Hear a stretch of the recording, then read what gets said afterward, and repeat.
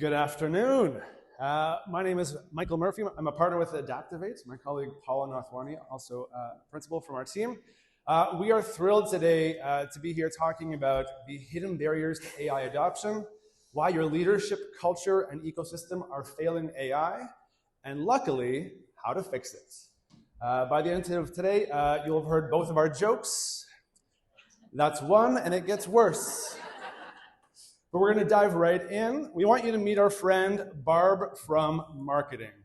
So when Barb's organization launched their AI tools, whether it's Gemini, Copilot, GPT, there was a great lunch and learn. Barb got a sense of how to use it. It was perfect. She went back to her desk and was quickly able to figure out how to use it for personal productivity tasks like transcribing a meeting, rewriting an email, or using the AI as a brainstorming tool to develop an outline. It was saving Barb a few hours a week. This is the point when we were going to drop down a mission accomplished banner, and then there was going to be some trumpets playing. They said that we couldn't do that for the conference. So we said, okay, well, imagine that there's a mission accomplished banner here after Barb has accomplished all the training, has adopted the tool. But she felt like actually the mission was not in fact accomplished. When you think about what Barb's team accomplishes over the course of a week or a month or a quarter, they are really mobilizing account plans for consumer packaged goods. And they have hundreds of brands that they manage, and they're trying to figure out how do we plan our campaigns for these brands more effectively? How can we bring AI into the process that's going to help us shorten that cycle of doing audience analytics, brand testing, message campaigns, all within a shorter time frame. She was interested in tackling it, her team was, but they just didn't have the tools in the organization to understand how to tackle that. Barb's team actually isn't alone in this challenge. We see the evidence when we look across industries. 82% of organizations have said they're using AI in some capacity. They've adopted it. But only 17% of organizations are actually saying that they're seeing AI drive real business value. That's a staggering gap when we think about it. Let's imagine for a second that we had 82% of your workforce using computers, but only 17% of them were actually delivering value with those machines. Would we consider that to be a valuable investment? So what we really need to realize is that adoption alone isn't enough. It's about integrating AI into our day-to-day processes to think about how we can actually change the way work is being done. So what is the disconnect here? Why is it that we have every company under the sun saying, yeah, we're using AI, but we're not actually seeing the benefit from it? What we're seeing is that a lot of companies are still just using AI as an add-on tool. We mentioned Barb, transcribing meetings, doing brainstorming, rewriting emails. This is great. This augments personal productivity. But what we're not yet seeing is organizations really rethinking their business processes, the way that they actually do their work across their teams, and not just an add-on for every person to save a couple minutes a day. So the organizations that are going to win this race are the ones that are able to embed AI into the DNA of how you work. Building an AI-ready organization should be at the top of the agenda for every people and culture leader in this room. And a huge part of that is just the pace of change that is coming. The Industrial Revolution took 150 years. Getting personal computers into the workplace took around 25. We're seeing this come at the pace of 12, 18-month cycles of rapidly having to reinvent what work feels like within your organizations. That pace and helping your workforce keep up with that pace of change is going to be an immense challenge. So we've been working with some clients for the better part of 2 years around how to start structurally thinking about building an AI-ready organization. What needs to change across the systems of the organization to make this a fruitful ground to embrace AI growth? So the first bucket here is around capability. So do your folks have the right skills in place? Are they having the right ways of thinking about the problem solving differently, understanding how to decompose business processes for the age of AI? So do they have those capabilities? And then we think about there's so much distrust of AI and worry about job displacement. How do you start winning over the hearts and minds by shifting mindset and beginning to grow a leader-led, AI-rich culture? And then wrapped around all of this is the idea of the ecosystem. So are you thinking about your policies, around your systems, around how you make decisions in the organization to really embrace an AI future? So collectively, we've been helping our clients think about this using this framework, and we're going to unpack these each for you today, hopefully bring a few of them to life and inspire some ideas. So we're going to start with building AI literacy. And the reason we're starting with that is because that's really the foundation of how we need to jump off to actually start embedding AI effectively. When we talk about building AI literacy, we're not talking about training for the individual AI tools.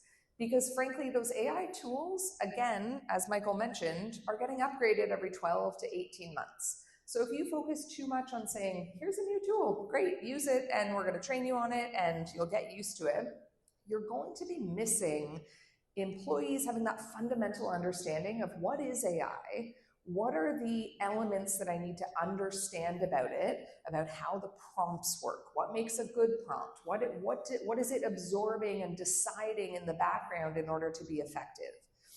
That AI literacy piece is about helping employees understand those elements, get comfortable with the principles of AI over the tools, and also really knowing when to trust and when to challenge, because what we don't want to do is create a workforce that just blindly accepts every single thing that comes out of your AI tool. I was actually having a great discussion half an hour ago on our break with a company that was saying, you know, what I'm noticing is that we have new employees who are coming in and who are just putting things into AI and then passing them up the chain and saying everything's done. You actually really need to be able to understand, when is AI most effective? When is it going to give you responses that you can trust? Versus when is it going to need extra context and extra knowledge about what we really need? How do we need to prompt it more effectively? So that is one of the cornerstones that we need to start looking at when we think about that capability section. And then how do you begin to upskill and deploy that through the organization for your workforce? We think about this as a fitness habit, not a one-time event. You can go to a fabulous spin class and sweat a storm, but that does not solve your overall fitness goals, unless your fitness goal was to take one fabulous spin class, at which point, congratulations. But for the rest of us, fitness is a long-term habit that we need to build and grow over time. It helps strengthen our muscles, and the same principles apply here. That you need to understand how to embed learning in the flow of the day-to-day work for your employees. Make it role-specific, make it contextual to your industry, to your department, to your function. And then we also think about supporting this with peer learning loops. So the equivalent of a group fitness class and coaching, which becomes, having that great personal trainer who can help give you some guidance along the way around what's working and what isn't. And then finally, within the capability section, we need to think about redesigning work for AI. What we mean by that is fundamentally actually identifying the use cases where AI is going to be the most impactful and thinking about changing the processes within those use cases to best take advantage of where AI can deliver the most value. If we think back to Barb's team that Michael mentioned at the beginning of the presentation, they were struggling to think, how do we actually change the way our brands go to market? How do we change our campaign strategies? This is a real world example that we've seen with a CPG company, perhaps one that makes your favorite ketchup. I'm not sure what your tastes might be. But what they have come to realize is they have a brand portfolio of about 100 different brands that they're dealing with. Their campaign strategies typically take about 8 weeks. They work with agencies to ideate. They have to go back and forth to the business leaders of the brand and think things through. What that means with an 8-week lead time is every quarter they can only do a couple of really key campaigns to go to market for certain brands. This organization actually spent time building a proprietary AI tool that took that 8-week time frame and streamlined it down to 8 days. to say, we can use AI for our ideation automation, we can use it for better campaign strategy planning, and we can actually use it to think through our KPIs and track them better and more effectively. So to free up that time from 8 weeks to 8 days, suddenly you have unlocked a huge amount of potential. And now they are able to look across many of their brands each quarter, almost a 10-time increase in terms of how much more effective they have been and how much quicker they have been to get to market. And we are seeing the same uptake as when they were doing this across the 8-week campaign strategy planning. That's a massive unlock for businesses if they can get that right to think about when and where to embed AI into their business processes. Great. Let's jump over to mindset. And the first one here is around growing leadership commitment. So as we already heard this afternoon, leader-led change is absolutely important here. Leaders cannot delegate AI adoption to technical or operational teams. One of our clients is a law firm and was trying to bring AI into their proposal writing process, thinking about what are the elements of drafting up a client proposal that could be automated through generative AI. She empowered her team to say, listen, here's the direction, here's the vision, I trust you to go figure it out. And pretty soon they stalled out. They didn't have a good, clear understanding of the tool's capabilities, what were the right questions to be asking it, what are the right parameters to build in, and they got stuck.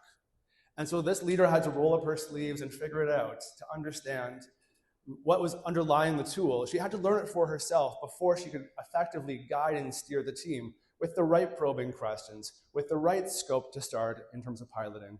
And so she really had to walk the walk to make that project successful. And the other benefit that comes from leader-led change first is building empathy for how your teams will experience the discomfort of learning something new. I'm going to say that again. I feel like Miss Brene Brown. Y'all, that was so good.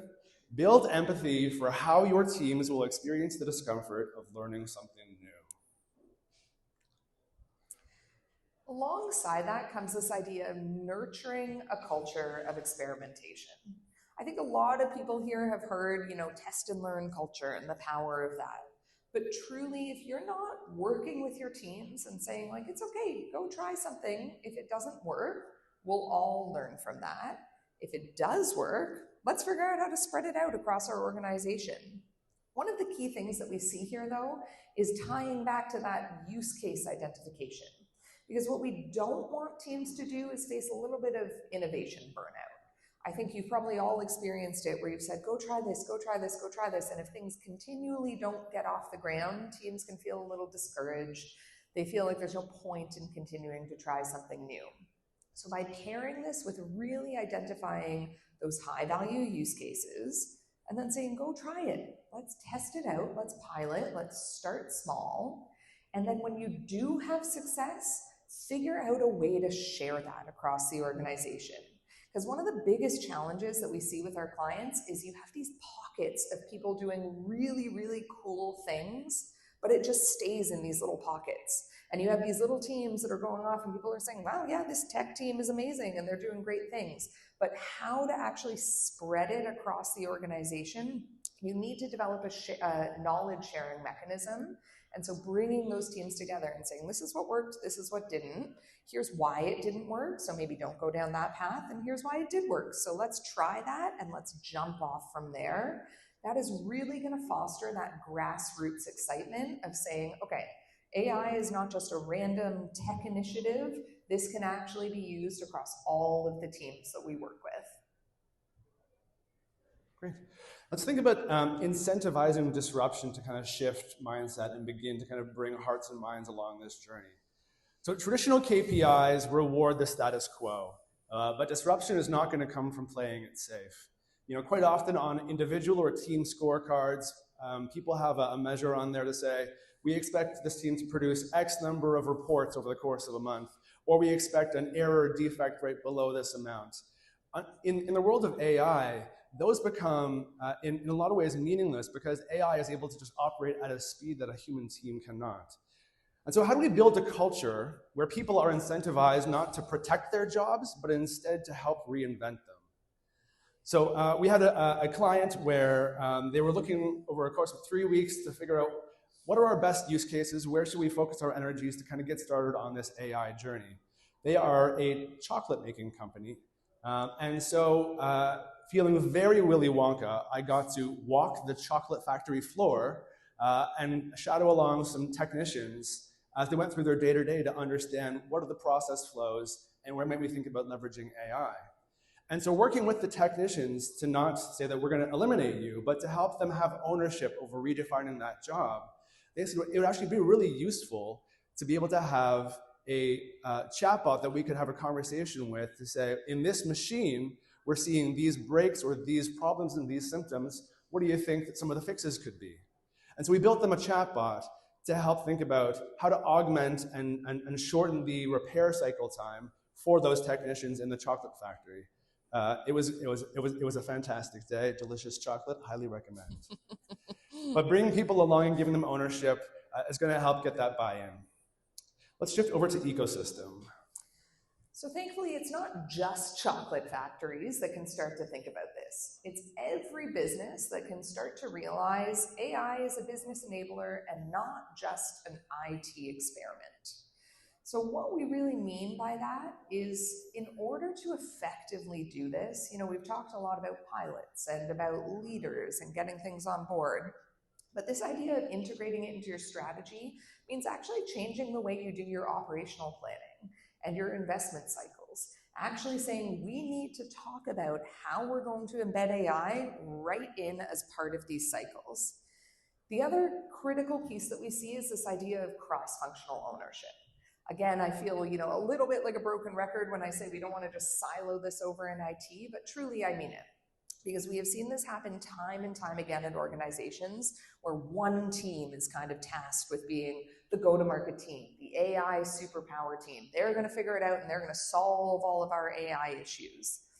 By building that cross-functional ownership and saying it's part of every business leader's agenda, we're going to create shared outcomes for these business leaders where they say, we all have a part to play in this. We all need to work together because we're all trying to achieve this shared goal.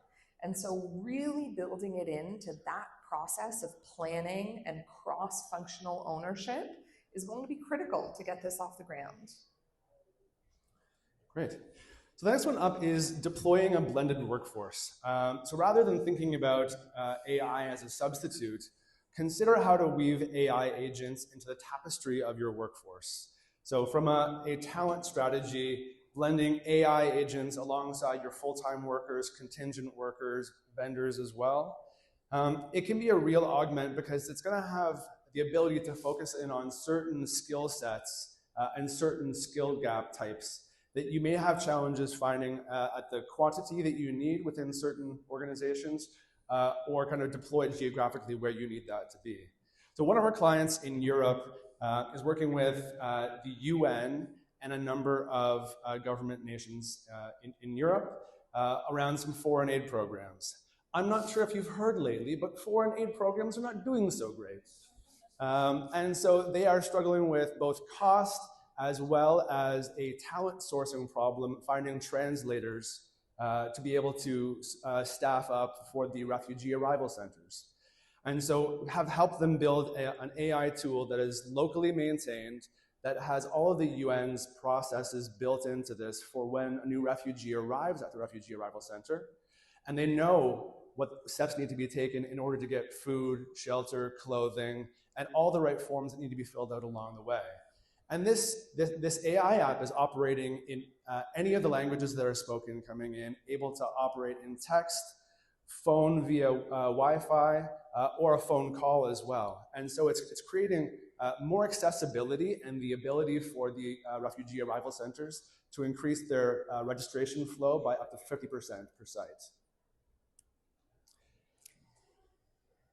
And last but not least, we're going to talk about some guardrails for growth. I know that sometimes people's eyes may glaze over when we say the word governance, so we tried not to say that in the title here, because really what we mean by this is if we want to grow and expand and really get AI embedded across the organization, we do need guardrails in place.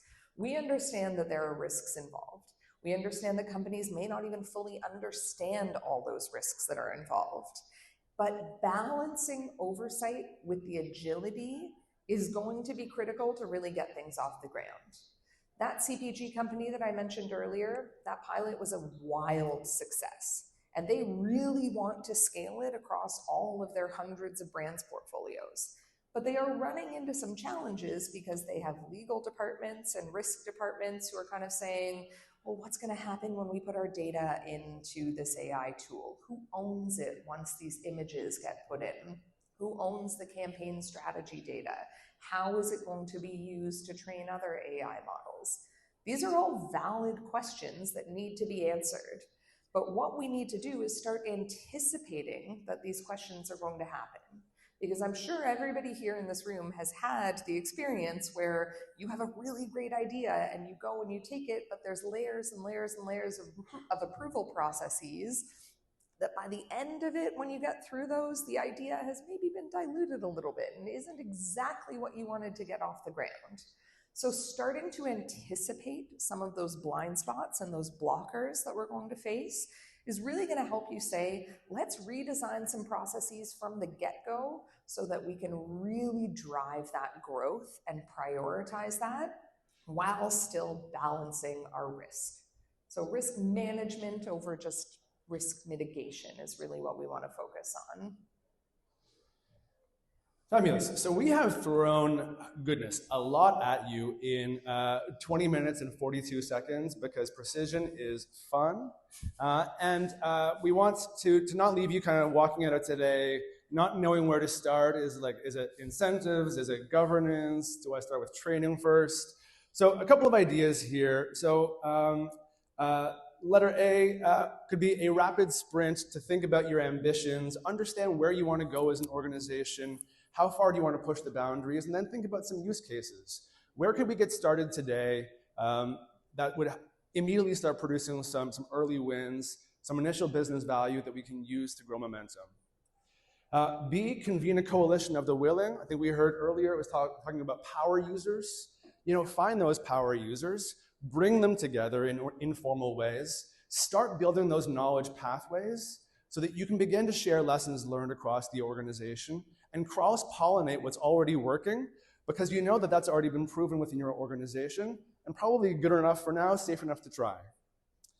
And then number C, spot your roadblocks to scaling. So understand where decision-making might be slowing you down. Where are the bottlenecks in your organization? What's the risk tolerance or funding gaps that are holding you back from being able to scale some of these programs more broadly? That's going to help you really get speed over time if you can identify what those are and then bring the right folks in to start solving those. So this has been a lovely time with you all. We have, I think, time for a few questions. Thank you all. Connect with us on LinkedIn.